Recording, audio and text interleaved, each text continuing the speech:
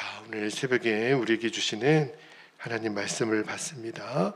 사도행전 26장, 이제 26장도 마무리할 때가 됐는데요. 24절에서 32절까지 말씀을 함께 받겠습니다. 한 절씩 교독하여 말씀을 읽고요. 마지막 32절은 같이 읽겠습니다. 24절 제가 먼저 읽습니다. 바울이 이같이 변명하매 베스토가 크게 소리내어 이르되 바울아 너가 미쳤도다. 내 많은 학문이 너를 미치게 한다 하니 바울이 이르되 베스토 각하여 내가 미친 것이 아니요 참되고 온전한 말을 하나이다. 왕께서는 이 일을 아시기로 내가 왕께 담대히 말하노니 이 일에 하나라도 아시지 못함이 없는 줄 믿나이다. 이 일은 한쪽 구석에서 행한 것이 아니니이다. 아그리빠 왕이여 선지자를 믿으시나이까? 믿으시는 줄 아나이다. 아그리빠가 바울에게 이르되 내가 적은 말로 나를 권하여 그리스도인이 되게 하려 하는도다.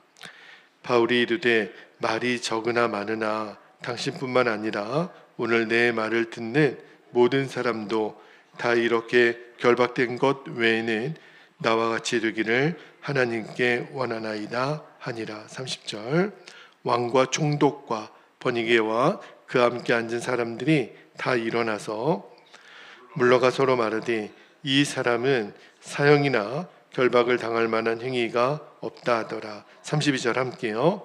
이에 아그리빠가 베스토에게 이르되 이 사람이 만일 가이사에게 상소하지 아니하였더라면 석방될 수 있을 뻔하였다 하니라. 아멘. 하나님 말씀입니다.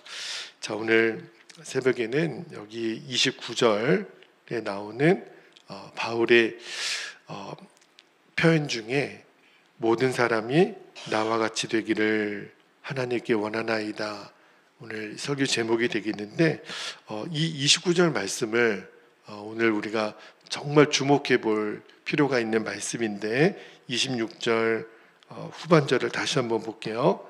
내 말을 듣는 모든 사람도 다 이렇게 결박된 것 외에는 나와 같이 되기를 하나님께 원하나이다. 바울이 이렇게 고백을 해요. 여러분, 우리가 보통 다른 사람에게 당신도 나와 같이 되기를 원한다, 이런 말을 좀처럼 하기가 쉽지 않잖아요. 그죠? 언뜻 보면 이 말씀이 문자적으로만 보면 야, 바울이 되게 좀 교만하게 말을 한 것 같다, 그렇게 여겨질 수도 있는 표현인데 사실은 이게 교만한 표현이 아니에요. 나와 같이 되기를 원한다. 사실은 왜 그러냐면 바울이 무슨 대단한 잘났거나 높은 위치에 있는 사람이 나같이 좀 돼봐, 이렇게 말하면 교만하다라고 말할 수 있겠지만 지금 바울의 입장이 지금 죄수거든요. 지금 재판받는 입장에서 지금 피고가 된 사람이 그 방청객에 앉아있는 사람에게 나처럼 되기를 좀 원합니다, 이렇게 보통 말을 할 수가 없잖아요. 그러니까 이게 지금 바울이 교만해서 나온 말이 아니에요. 그리고 평소에 바울도 자기가 얼마나 죄인인가를 알고 있었거든요. 자, 로마서 7장 24절에 보면 바울이 그렇게 고백하죠. 오라 나는 곤고한 사람이로다. 내가 죄인이라는 거예요. 이 사망의 몸에서 누가 나를 건져내랴. 얼마나 내가 죄의 덩어리인 거를 알았으면 이렇게 고백을 했겠어요. 게다가 디모데전서 1장 15절에 보면 한술 더 떠서 자신은 죄인의 괴수라고 말하잖아요. 자, 말씀을 볼게요. 디모데전서 1장 15절에 보면 미쁘다 모든 사람이 받을 만한 이 말이요 그리스도 예수께서 죄인을 구원하시려고 세상에 임하셨다 하였도다. 뭐라고 표현해요? 죄인 중에 내가 괴수니라. 그러니까 지금 29절에서 바울이 나처럼 되세요, 이 말은 지금 무슨 자기 도취에 빠진 교만한 사람이 말하는 말이 아니에요. 그러면 바울이 나처럼 되기를, 내가 죄수로 결박된 것 외에는 나처럼 되기를 원합니다, 이 말은 뭘 말하는 걸까요? 이 의미는 지금 바울이 누리고 있는 복음의 능력을 말하는 거예요. 내가 예수를 만나서 십자가에서 예수님이 나를 위하여 죽으실 때 나도 그 예수님과 함께 죽었고 이제 나는 예수님의 생명으로 사는 이 십자가 복음의 능력을 당신들도 알기를 원합니다. 나 혼자만 이 능력을 누리기에는 너무 아깝습니다. 그러니까 바울에게서는 이 복음의 능력은요, 그냥 교리가 아니에요. 우리가 사도신경을 매주 외우고 우리가 세례를 받을 때 여러 교리 문답을 하지만 바울에게 있어서는 이 복음은 그냥 능력이에요. 그러니까 바울이 지금 나처럼 되기를 원합니다. 이 말은 저처럼 내가 예수님과 함께 죽고 예수님이 내 생명으로 되었다고 하는 이 십자가 복음의 능력을 당신들도 누리기를 원합니다.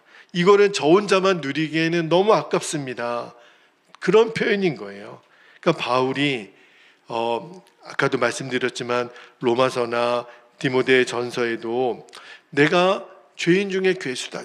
그러니까 내가 죄인이라는 것을 바울도 알았어요. 그런데 그런 내가 십자가에서 죽음으로 처리됐고 이제는 예수님이 내 생명이 되고 나니까 완전히 삶이 달라진 거예요.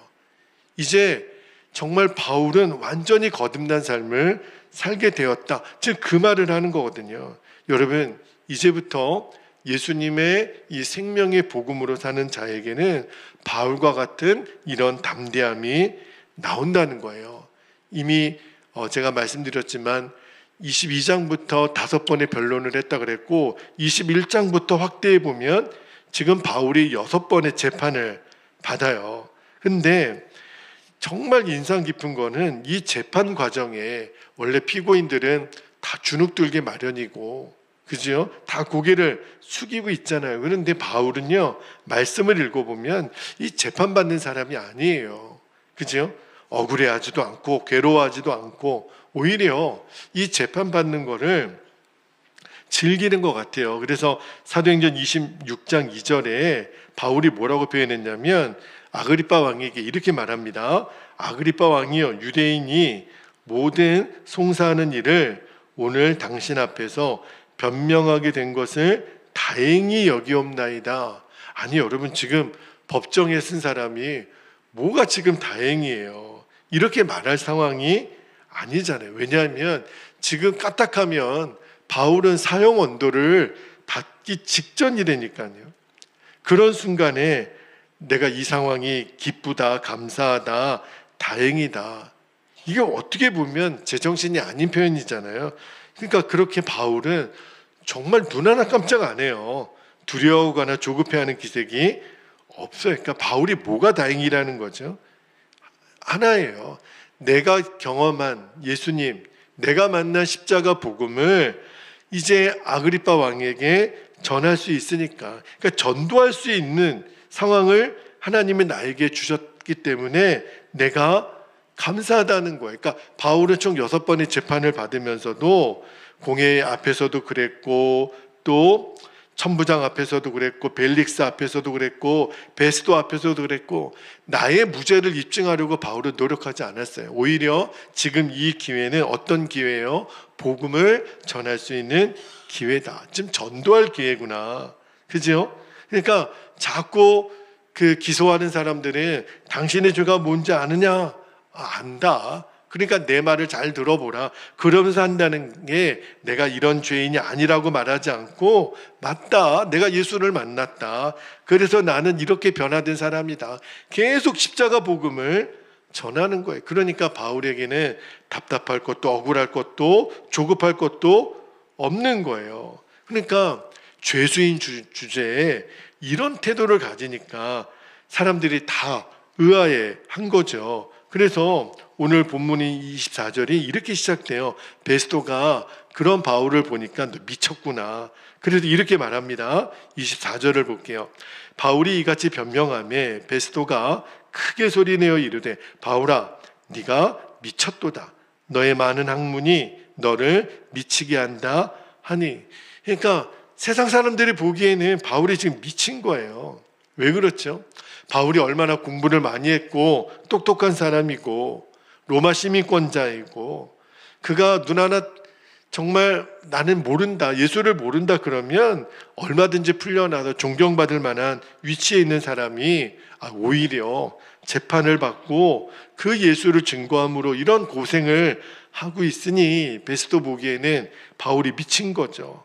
그리고 아그리빠 왕은 바울이 감히 자기에게 지금 전도하려고 한다고 빈정거려요. 그러니까 짜증이 나는 거예요. 아그리빠에게는. 너 나한테 복음을 증거하려 하느냐? 그걸로 나를 지금 예수 믿게 하는 거야? 이렇게 말하죠. 28절에 보세요. 28절에 보니까 아그리빠가 바울에게 이르되 너가 적은 말로 나를 권하여 그리스도인이 되게 하려 하는도다. 너 나 예수 믿게 하려는 거지? 이렇게 말하는 거예요. 정말 바울이 얼마나 대단한 사람인가를 보여주는 거예요.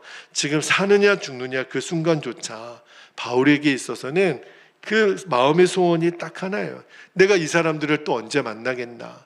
내가 지금 이 순간에 복음을 전하지 않으면 내가 어떻게 하겠나?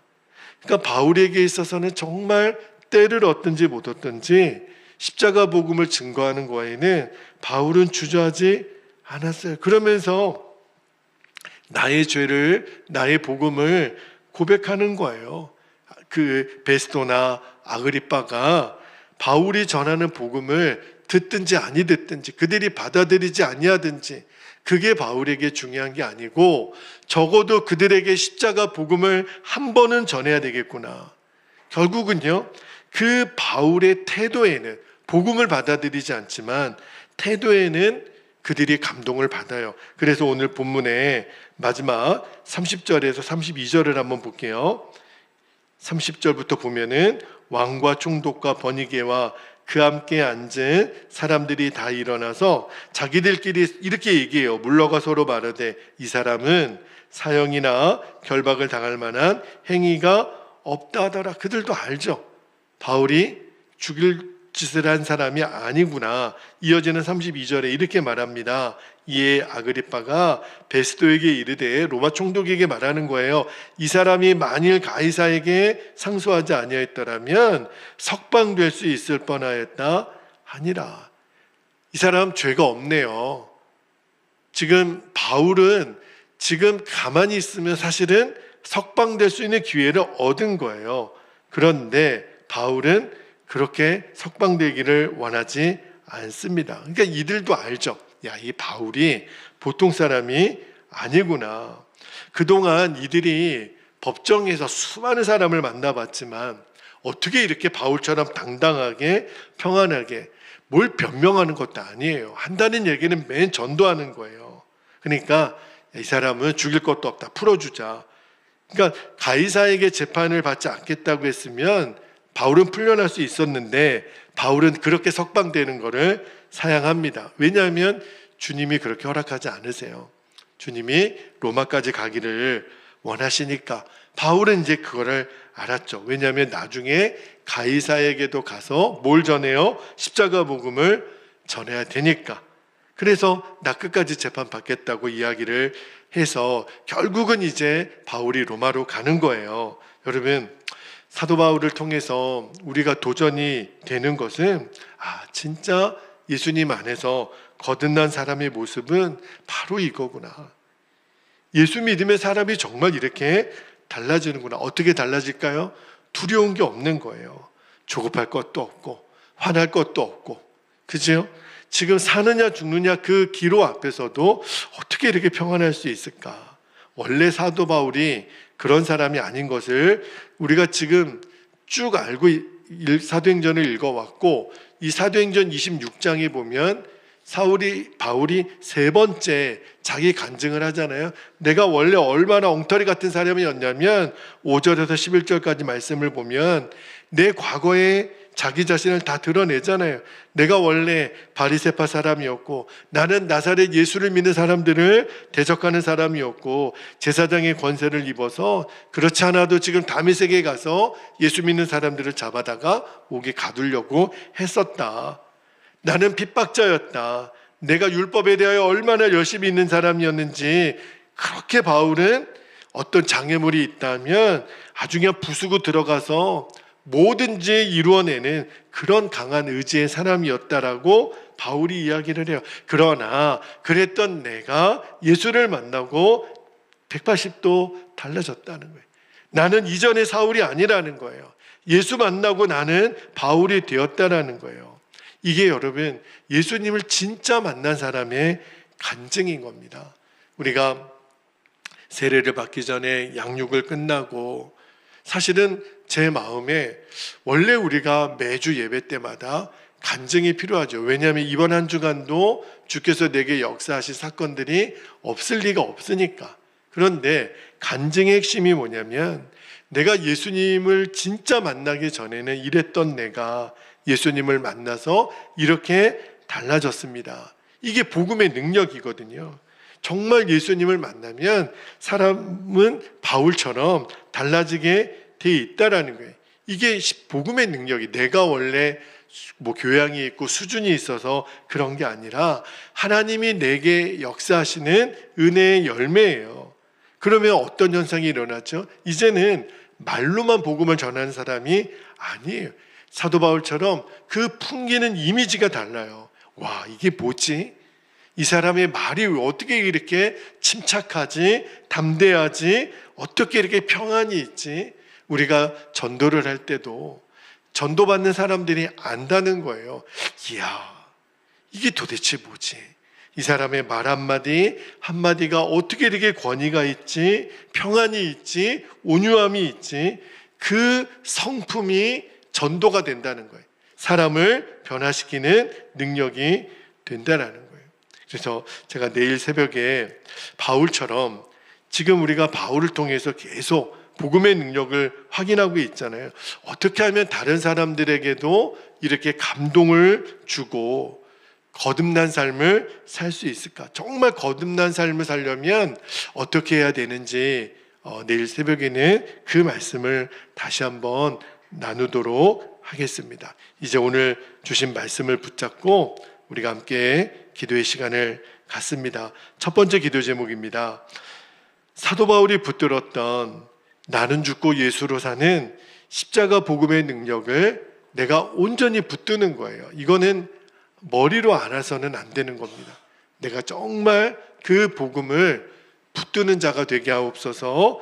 그렇게 기도하시고, 두 번째는 바울처럼 예수의 생명으로 사는 자가 누리는 이 담대함, 그리고 사람을 완전히 뒤집어 놓는 이 가마력, 주님 그것을 사모합니다.